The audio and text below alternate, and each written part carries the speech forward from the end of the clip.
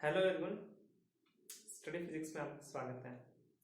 आज के इस वीडियो में हम पढ़ेंगे स्केलर और वेक्टर के बारे में। स्केलर और वेक्टर किस तरह फिजिक्स के अंदर महत्वपूर्ण है और इसकी जो मैथमेटिकल सिचुएशंस हैं फिजिक्स के अंदर उसको कैसे हैंडल किया जाता है। तो स्केलर और वेक्टर होते क्या है, पहले तो इनके बारे में बात करेंगे, फिर इनका नोटेशन कैसे होता है और आगे इनके बीच के अंदर जो इनके डिफरेंसेस हैं उनके बारे में पढ़ेंगे। पहले हम देखेंगे स्केलर क्या होता है। फिजिक्स के अंदर कई तरह की क्वांटिटी होती है, जैसे कि लेंथ, एरिया, वॉल्यूम एटसेट्रा। अब इनको स्केलर और वेक्टर के अंदर डिफरेंशिएट किया जाता है। सबसे पहले अगर हम देखें स्केलर होता क्या है, तो क्वांटिटी कई तरह की है, पर उसके अंदर लेंथ जैसे कि हम बात करें तो ये सिर्फ एक मैग्नीट्यूड है, मतलब कोई चीज 10 मीटर लंबी है, हम कह सकते हैं कि 10 मीटर लंबी है, तो हम इतना तो कह रहे हैं कि इसकी लंबाई 10 मीटर है, पर हम ये नहीं कह सकते कि इसकी कोई दिशा है या ऊपर से 10 मीटर है, ये सिर्फ एक मैग्नीट्यूड है। तो स्केलर के अंदर हम उन्हीं चीजों के बारे में बात करते हैं जिनका कोई मैग्नीट्यूड होता है, तो स्केलर क्वांटिटी हमेशा मैग्नीट्यूड है। और वेक्टर, इसमें वेक्टर के अंदर मैग्नीट्यूड और डायरेक्शन दोनों शामिल होती हैं। जैसे कि हम वेलोसिटी की बात करें तो वेलोसिटी यानी कि वेग हमेशा विद डायरेक्शन ही होगा। जैसे हम कह रहे हैं कि हम उत्तर से दक्षिण 10 किलोमीटर पर घंटे की रफ्तार से चल रहे हैं, तो उत्तर से दक्षिण की ओर ये दिशा होगी और 10 किलोमीटर पर आवर ये इसका मैग्नीट्यूड हो गया। तो जिन क्वांटिटीज के अंदर या जिन संख्याओं के अंदर मैग्नीट्यूड और डायरेक्शन दोनों शामिल होते हैं वो होता है वेक्टर, और जिनके अंदर सिर्फ मैग्नीट्यूड होता है वो होता है स्केलर। अब ये इसके कुछ एग्जांपल है, जैसे कि स्केलर क्या होता है, स्केलर लेंथ वो एक स्केलर क्वांटिटी है, तो सर एरिया हो गया, वॉल्यूम हो गया, आयतन की कोई दिशा नहीं होती, वो एक स्केलर क्वांटिटी है।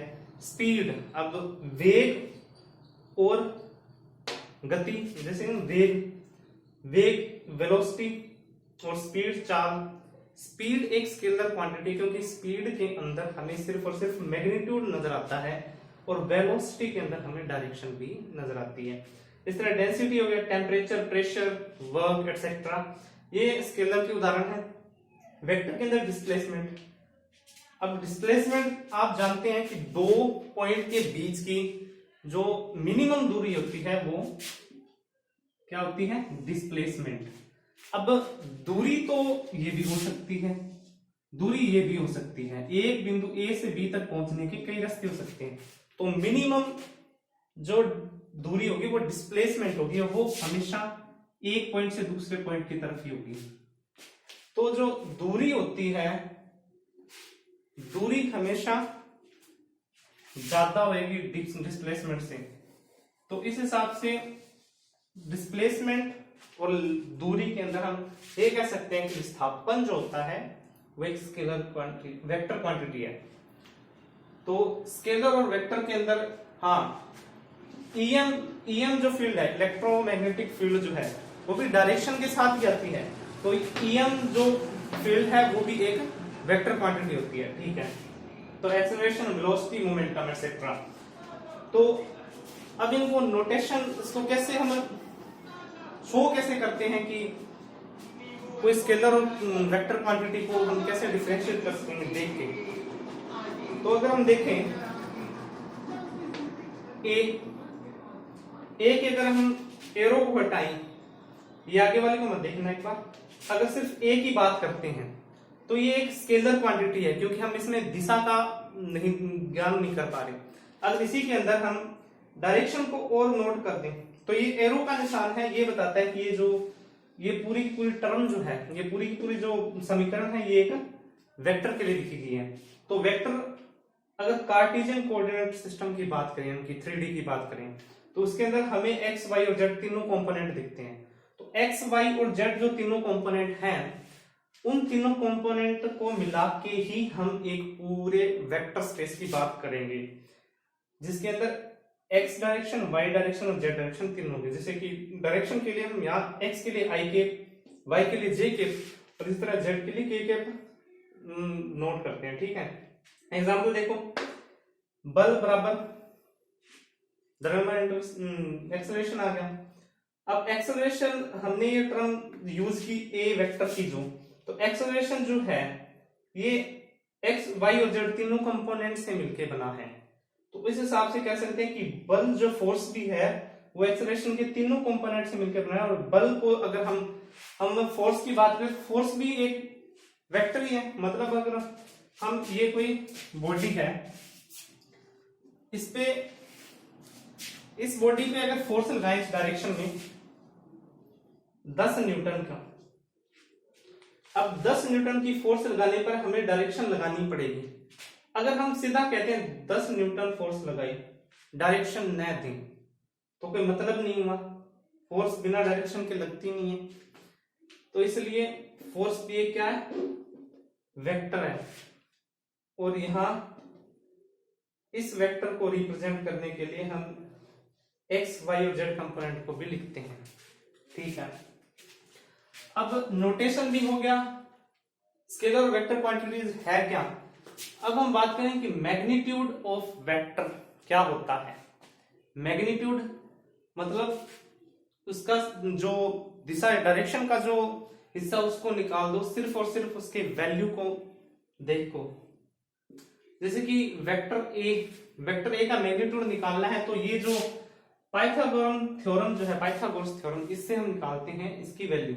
तो मैग्नीट्यूड निकालने के लिए इसके जो कंपोनेंट है एक्स वाई और जेड कंपोनेंट में इसको डिवाइड किया, तो ये फॉर्मूला हमने लगाया। इस फॉर्मूले का इस एग्जांपल से समझते हैं। जैसे कि ये एक वेक्टर है, वेक्टर के अंदर एक्स कंपोनेंट, जैसे कि एक्स कंपोनेंट हो गया 2, वाई कंपोनेंट हो गया 3, और इस तरह जेड कंपोनेंट जो हो गया -3। अब फॉर्मूले के अंदर इसकी वैल्यू रखते हैं, तो हमें जो मान प्राप्त होता है ये क्या होगा, मैग्नीट्यूड होगा। इसमें डायरेक्शन शामिल नहीं होती। तो इस तरह से हम मैग्नीट्यूड निकालते हैं। मैग्नीट्यूड और वेक्टर का इस्तेमाल करके हम यूनिट वेक्टर निकाल सकते हैं, वो हम आगे बात करेंगे। तो इसका डिफरेंशिएशन देखिए, दोनों का डिफरेंशिएट कर सकते हैं बेसिक पॉइंट्स हैं। जैसे स्केलर और वेक्टर क्या है, तो स्केलर के अंदर होता है सिर्फ मैग्नीट्यूड, वेक्टर मैग्नीट्यूड और डायरेक्शन दोनों होते हैं। स्केलर के अंदर स्केलर की जो वैल्यू होती है हमेशा पॉजिटिव होती है, तो स्केलर पॉजिटिव होगी। जैसे लेंथ -10 मीटर तो नहीं हो सकती, लेंथ हमेशा प्लस वैल्यू ही देगी, चाहे +1 हो चाहे +2 हो एटसेट्रा, बट वैल्यू कभी भी नेगेटिव नहीं जाती। पर वेक्टर पॉजिटिव और नेगेटिव हो सकता है। अब नेगेटिव कैसे होगा, नेगेटिव का मतलब ये नहीं है कि ये मान नेगेटिव दे देगा, ये जो इसके साथ नेगेटिव डायरेक्शन दी होगी, जैसे कि यहां दे रखी है, अब ये वैल्यू पॉजिटिव आई, पर नेगेटिव डायरेक्शन का मतलब यहां होता है कि नेगेटिव का मतलब सिर्फ अपोजिट डायरेक्शन। मान लो अगर कोई वैल्यू -10 है, 10 बीच में आ रहा है, -12 -11, और ये हो गया 12 प्लस और 11 प्लस, ठीक है। आई कैप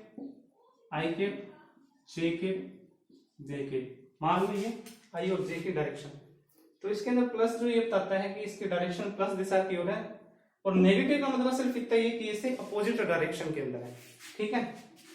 तो ये नेगेटिव और पॉजिटिव दोनों हो सकता है। उसके बाद हम बात करें तो स्केलर के अंदर एडिशन, सब्सट्रैक्शन, मल्टीप्लाई, डिवीजन, ये सारी जो प्रक्रियाएं की जा सकती हैं सिंपल तरीके से। पर जो वेक्टर की बात करें, इसके अंदर डिवीजन जो ज्यादा प्रैक्टिकल यूज में नहीं आता, क्योंकि हम आगे पढ़ेंगे इसका डॉट प्रोडक्ट, जो इसके क्रॉस प्रोडक्ट, मल्टीप्लाई, इसका जो सब्सट्रैक्ट और एडिशन का जो सिस्टम है नेक्स्ट वीडियो में पढ़ेंगे, तब हम देखेंगे इसका यूज कैसे होगा।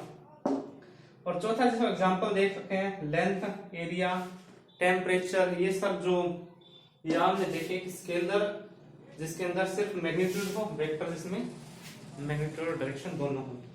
तो इस प्रकार हम इनको समझा समझे।